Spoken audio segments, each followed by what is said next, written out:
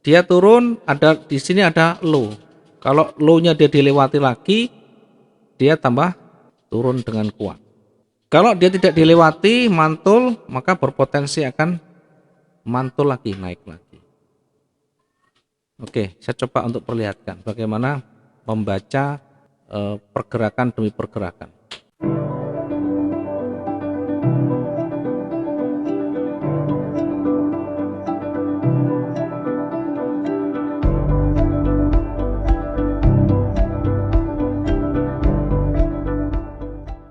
Kita coba hilangi lagi yang polos dulu. Ya, perhatikan di pergerakan ini. Ketika dia turun, saya mulai dari yang mana dulu ya? Yang ini dulu boleh lah. Perhatikan ini dulu yang turun. Oke, ini turun ya. Kemudian naik. Kemudian turun lagi ya. Kemudian naik lagi. Turunnya selalu dia berada level psikologi. Di sini ada level psikologi. Dia diuji kuat apa tidak. Kemudian yang di atas ini menjadi area koreksi. Ketika sudah dominan turun, ya, ketika menjadi dominan turun, maka ini kita bisa ukur dari ujung bodi hijau, merah, ini ke ujung bodi yang merah berikutnya. Ini adalah dominannya karena dia turun. Maka tengah-tengah ini dia menjadi koreksi. Di sini koreksi area retracementnya. Ya, kalau dia kuat, maka dia cenderung akan naik lagi. Kalau dia di breakout, dia akan cenderung naik lagi. Minimal ada peluang yang kita bisa gunakan, kita manfaatkan untuk entry buy. Kemudian ketika naik lagi, diuji lagi di level psikologi lagi di sini. Dia breakout apa enggak? Kalau dia breakout, dia akan kuat naik. Kalau dia tidak, maka dia akan konsolidasi atau bahkan reversal berbalik. Perhatikan di ujung tingginya dia hanya terhenti sampai di situ. Kemudian mulai turun, ya, mulai turun lagi. Nah, turunnya ini dibatasi level psikologi lagi. Sekarang bukan di sebelah, bukan di sini, tetapi di atasnya lagi ada lagi. Nah, di sini di atas ini ada level psikologi yang terdekatnya. Kita buat yang dua-dua kena, kita tarik ke kiri ke kanan. Nah, ini untuk menguji apakah nanti dia kuat apa enggak. Ya, kalau dia kuat maka dia akan break, akan kuat lanjut turunnya. Ternyata dia breakout. Begitu breakout, minimal kita bisa memanfaatkan peluang yang ada di sana. Maka belajar dan mencoba untuk selalu mempraktekkan. Oh, kita dasarnya adalah breakout dan tidak ada penghalang. Maka langsung sell, tidak usah menunggu, nggak apa-apa. Kalau breakout ini tidak masalah, kita tidak menunggu. Yang terpenting begitu entry, langsung siapkan batasan risikonya. Sampai berapa profitnya, masing-masing punya batasan, silahkan ditentukan sendiri. Yang kira-kira ya minimal 100 pip ya kita close saja. Kalau mungkin bisa bertahan ya tentu bisa lebih banyak lagi profitnya. Ini kalau kita lihat ada sekitar hampir 400 ya. Kemudian perhatikan ketika sudah mulai penolakan di situ. Nah, sudah ada penolakan, ini sudah ada penolakan namanya. Kekuatan penolakan jauh lebih panjang dari volumenya. Kemudian apakah ada level psikologi di sana? Ya, ternyata psikologinya cukup jauh di sini.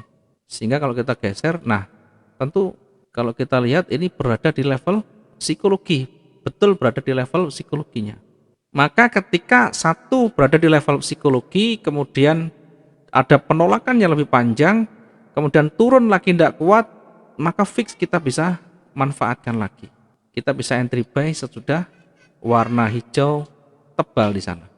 Kemudian mulai naik, diuji lagi. Karena naik, diuji lagi di ujung atas ini ada level psikologi lagi. Apakah nanti kuat naik atau tidak? Ketika turun, perhatikan tadi low-nya sudah dilewati. Nah, sekarang ganti naik, misalkan naik. Nah, naik ini ada area koreksi. Kita bisa lihat dari sini, dari merah body tengah-tengah di sini. Ya, tengah-tengah di sini. Kalau misalkan breakout, maka berpotensi untuk lanjut lagi. Berpotensi lanjut lagi. Tentu ketika breakout ini harus banyak kita waspadai. Di area itu apakah candle terakhirnya nanti ada penolakan atau tidak. Ketika candle terakhirnya di situ banyak penolakan dan level psikologinya terdekat di sini. Nah, yang terdekat di situ ada ujung ekor di sebelah kiri. Ini artinya buyer maksimum di situ ditolak ke bawah. Kemudian naik lagi, ditolak lagi, bahkan di bawah level psikologi. Nah, ini juga harus hati-hati. Kalau kita ambil peluang untuk lanjut naik, ya tentu kita harus hati-hati. Misalkan ini kita menganggap atau kita tidak mempedulikan ekornya, misalkan kita tiba-tiba ambil posisi buy, alasannya adalah ini sudah penolakan, ini hijau, ini konfirmator lagi. Contoh misalkan. Padahal harus banyak yang kita perhatikan. Satu, yang tadi tidak banyak penolakan, karena ini banyak penolakan harus kita waspadai. Nah, katakanlah sudah terlanjur kita pasang posisi buy misalnya, maka kita harus membatasi. Sekali lagi, begitu entry harus dibatasi ruginya. Ruginya adalah 400-500 ke bawah. Nah, berarti sekitar ini. Ya, sekitar di sini ya. Ini adalah pembatasan untuk mengurangi maksimum kerugian kita. Nah, SL bahasanya, gampangnya di SL-nya di sini. Selalu kita tempatkan di sana. Ya, SL selalu harus sudah disiapkan.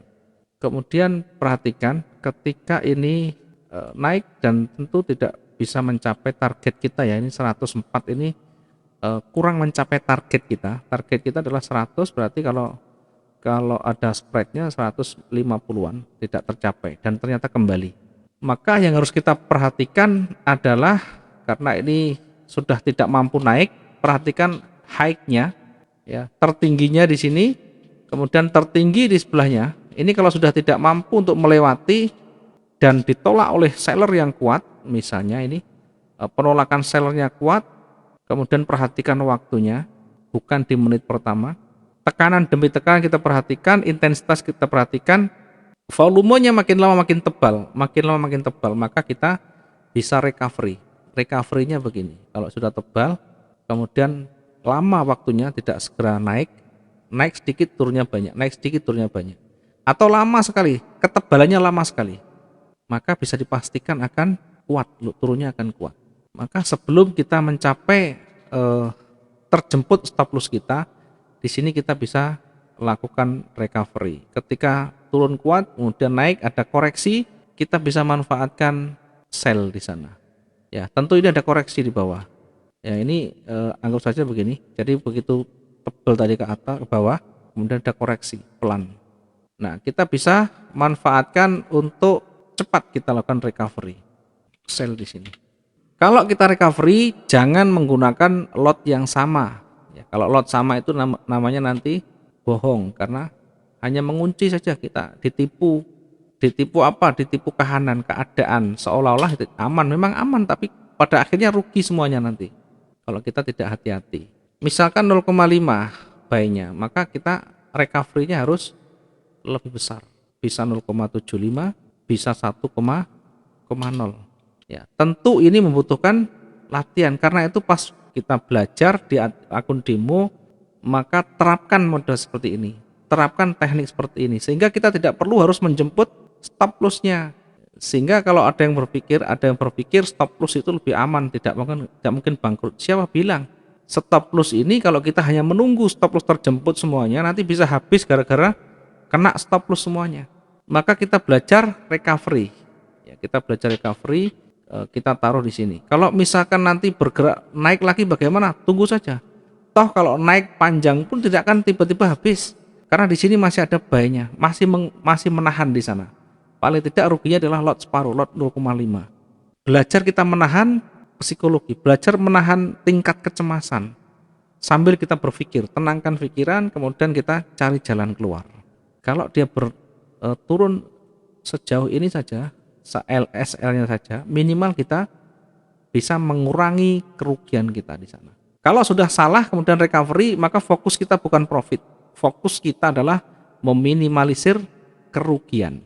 Kalau sudah sampai di sini, misalkan berat naiknya, turun lagi, minusnya sudah kecil, close semuanya, baik plus maupun minus, close semuanya.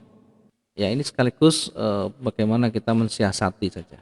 Semuanya butuh latihan, harus banyak belajar di akun demo. Tidak perlu buru-buru.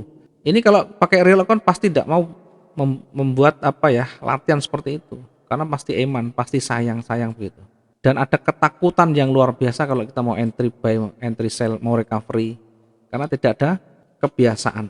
Jadi intuisi seseorang atau pikiran bawah sadar itu dia akan muncul nanti setelah kita uji, setelah kita lakukan latihan atau kita lakukan eh, praktek berulang-ulang ya, praktek berulang-ulang. Sama halnya dengan kita masak nasi goreng awalnya kita mungkin bumbunya ditakar semuanya, pakai ukuran semuanya, ditimbang mungkin. Begitu tiap hari sudah berhari-hari, berbulan-bulan, bertahun-tahun, apa yang kita bisa dapatkan? Namanya intuisi, namanya pikiran bawah sadar akan muncul dengan sendirinya. Atau refleks, ya, kita membuat nasi goreng tidak perlu ditakar, dengan rasa sudah ketemu. Dengan intuisi itu akan ketemu. Sama halnya dengan trading, kalau kita praktek, sering praktek, buy salah, kemudian kita lakukan recovery, sell salah, kita lakukan recovery dengan cepat. Ya, nanti akan dengan sendirinya kita akan terbentuk bagaimana menyeleksi yang salah yang benar. Ya, nanti saya kirim video bagaimana cara recovery. Minimal bukan harus menggunakan lot yang besar-besaran, tapi sesuaikan dengan kemampuan. Paling tidak ada gambaran nanti. Ada gambaran ketika saya salah entry, bagaimana kita recovery-nya. Perhatikan detak demi detaknya, perhatikan waktunya di sana. Ya, ada waktu di sebelah kiri atas nanti jamnya berapa. Saya jarang mengambil menit-menit pertama, yang kita sering lakukan adalah di menit-menit terakhir. Menit-menit terakhir itu kenapa? Karena menit-menit terakhir mau ganti candle, kalau mau ganti candle sudah tebal begini, maka kita bisa baca ini akan lanjut. Kalau dia merah dia akan turun. Kalau ada penolakan panjang, ini akan ada peluang naiknya. Kita melihat di menit-menit terakhir, 55, 54, 52 dan sebagainya. 52 menit, 54 menit, 55 menit misalkan begitu. Nanti kita coba akan kirim, mungkin bisa menjadi referensi pertimbangan ya seperti apa cara mengatasi. Setidaknya ada bahan untuk referensi aja. Jadi jangan dilihat dari angka. Kalau angka nanti relatif, mungkin jangan 0,1, 0,2, 0,3, 0,5 dan sebagainya. Artinya lot ini memang harus familiar kita gunakan, sering kita gunakan dan harus dilatih tiap hari. Karena dengan angka-angka ini kita nanti akan terbiasa. Jangan hanya fokus di analisa. Betul, jangan fokus di analisa. Kalau kita analisa salah, nanti kita akan kecewa. Ya, pasti yang disalahkan adalah analisanya. Katanya begini kok begini, katanya begini kok begini. Sekali lagi analisa ini menyumbang hanya kecil sekali. Yang paling menentukan adalah bagaimana money management dan risk manajemennya. Maka kalau kita sudah sampaikan market itu naik atau turun tidak menjadi masalah. Yang terpenting kita bisa melihat peluangnya lebih besar daripada potensi kerugiannya. Kemudian kita sudah atur semuanya sedemikian rupa money management dan risk manajemennya. Oke, berikutnya ya tadi sudah kita masuk di prakteknya. Kemudian terakhir adalah kita masuk di triggernya. Ya, trigger ini adalah pemicu terakhirnya. Dari proses awal tadi 1 sampai dengan 4 tadi kita sudah lalui, maka trigger ini menjadi pemicu terakhirnya. Triggernya bisa dengan pola candle, bisa dengan koreksi. Ya, koreksi tadi misalkan dia turun, kemudian ada koreksi, kita masuk posisi sell ketika arahnya turun. Ya, demikian juga ketika naik, kemudian kita ini begitu ada koreksi, ada ekor di sini, kita masuk buy di sini. Ini namanya koreksi. Koreksi ada running, koreksi ada candle sebelumnya. Ya, kalau candle sebelumnya berarti begini. Nah, kemudian begini.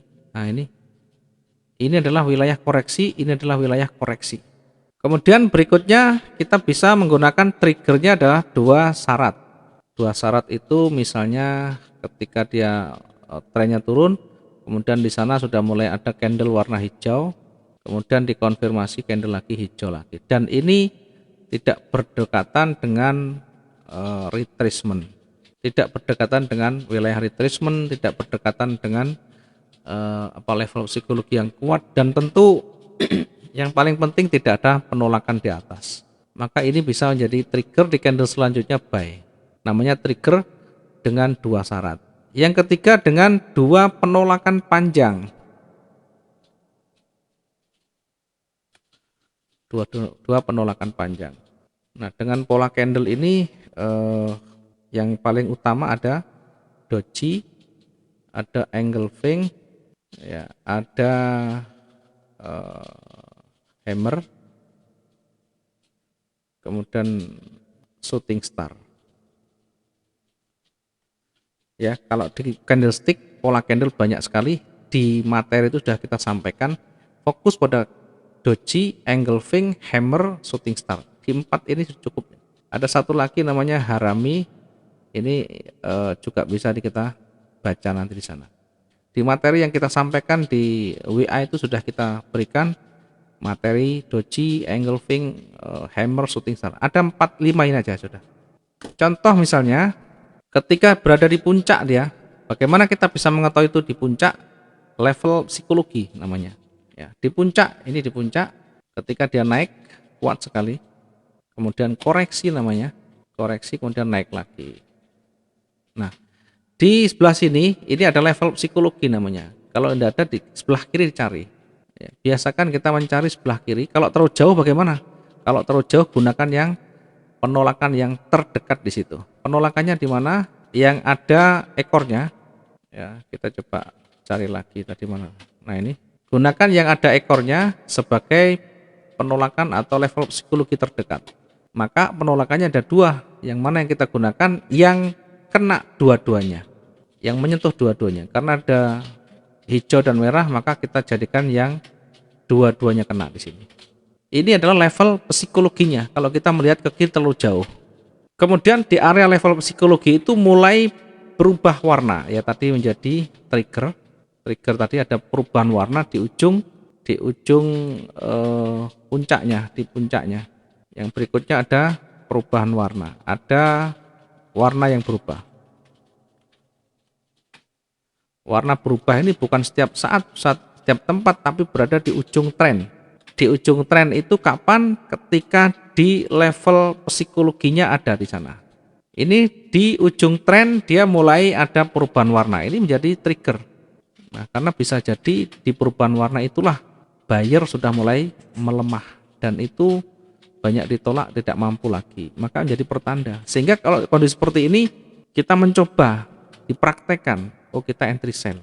Nanti dari sekian banyak uji coba itu kita buat kesimpulan berapa tingkat keakuratannya. Setiap trigger minimal mencoba 100 kali transaksi.